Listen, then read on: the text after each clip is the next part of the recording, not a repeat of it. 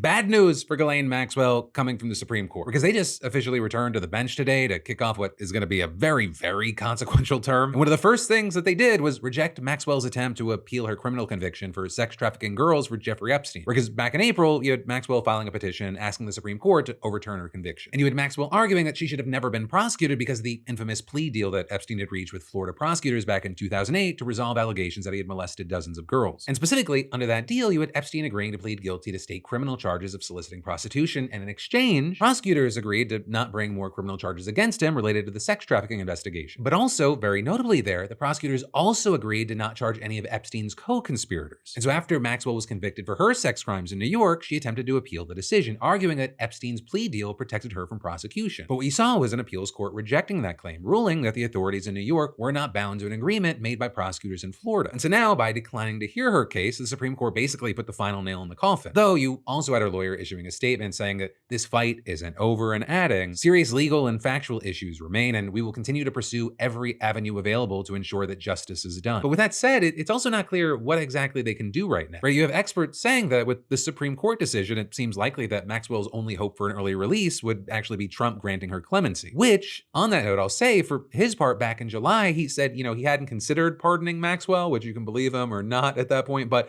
he also added, I'm allowed to do it. But also say, for whatever it's worth, his administration did urge the Supreme Court not to take up Maxwell's appeal.